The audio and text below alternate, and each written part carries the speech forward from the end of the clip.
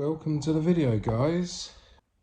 Yeah, so I got a offer on eBay from a buyer for some ice skates.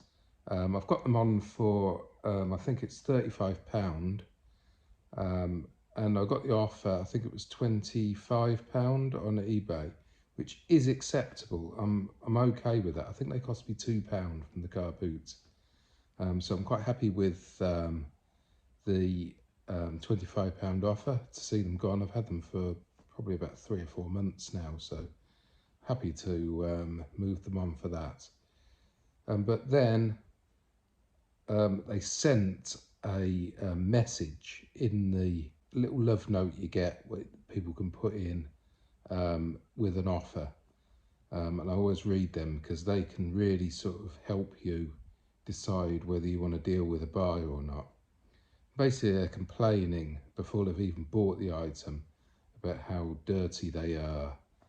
They're saying they're worn and that sort of thing. They're not worth the money. They can get them for, I think they said £50 brand new. So yeah, that rang alarm bells, and I asked around a little bit to see what other people's opinions are. Before I either accepted or refused the offer, and they were sort of the idea that it's probably worth leaving, which I had in my mind anyway. It's going to be a return waiting to happen, I think, because they're obviously not going to be happy. But I thought I'd just check their feedback left for others, because that's really important. It's the only real tool as a seller that you get to look at what a buyer's like, because you can't look at the normal feedback because sellers can't leave negative feedback. So they're always going to have positive, they're always going to have a positive rating, and if they buy regularly on eBay, they're always going to have a high rating. So it's pointless looking at that. So there's only really feedback left for others that you can really get that information on a buyer about how they deal with their previous transactions. I think I've said this before in a few other videos. So yeah, so I looked at that, and I found all I needed to know on this buyer. So having a look at their feedback on here, so this is the feedback left for others. So this is the feedback they've left their sellers. Fake, cheap, unfinished metal, no gemstone, just a hole punched in the metal, not adjustable, refunded in full. So therefore they've had a problem, they've complained, and they've said it's unadjustable and just a hole punched into the metal. I'm assuming there's photos for that. No gemstone. I'm assuming, you know, there wasn't a gemstone in the photos.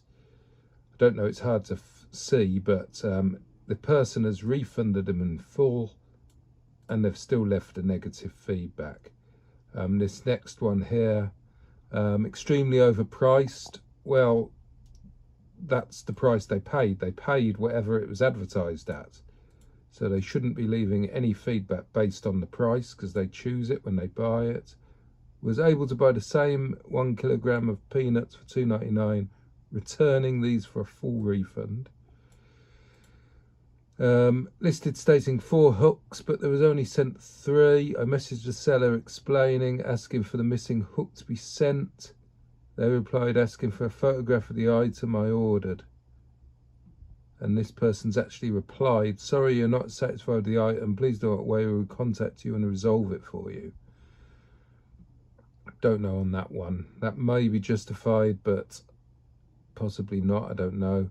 No packaging, stank of smoke and was filthy, didn't reply, refunded again. So even though they got a refund, they've still left a negative feedback.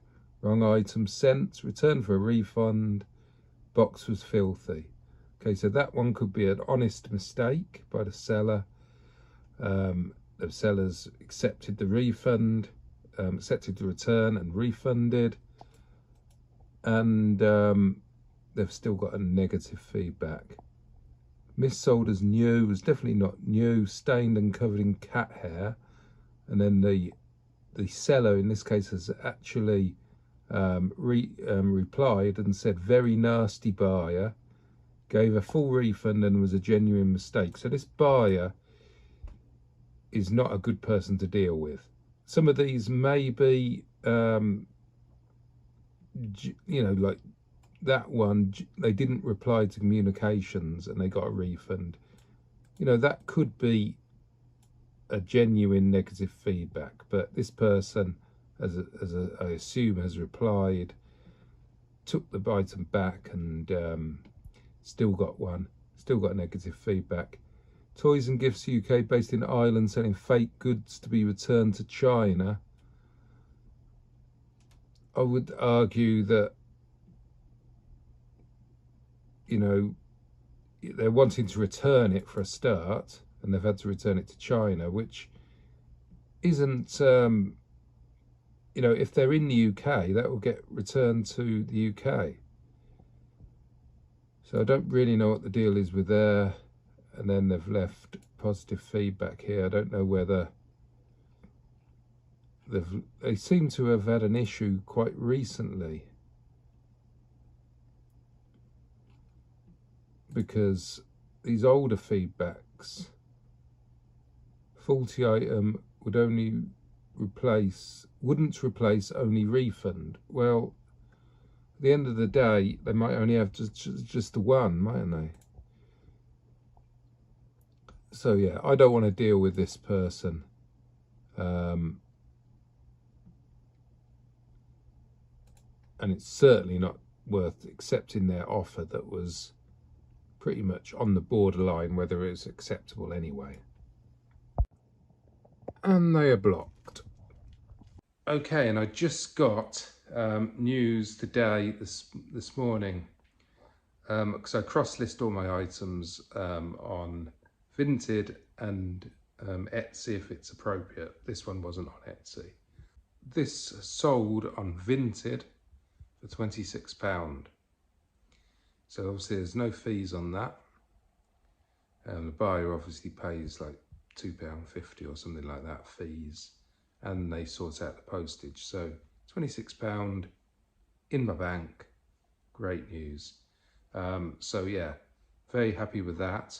It's better than the offer, because the offer was £25, and I've got eBay fees on top of that, plus it was promoted at 2%. So yeah, it's way worth accepting the offer on Vinted. So yeah, it's sold and it's out the door and it's off eBay, and that buyer, well, blocked them anyway.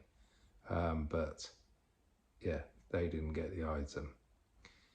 So they're going to have to go out and spend that £51 on a brand new set, aren't they? So thanks again for watching. Hope you enjoyed it. Let me know if you want more of this sort of small videos of little snippets of my reselling journey. And I'll catch you in the next video, guys. Bye for now.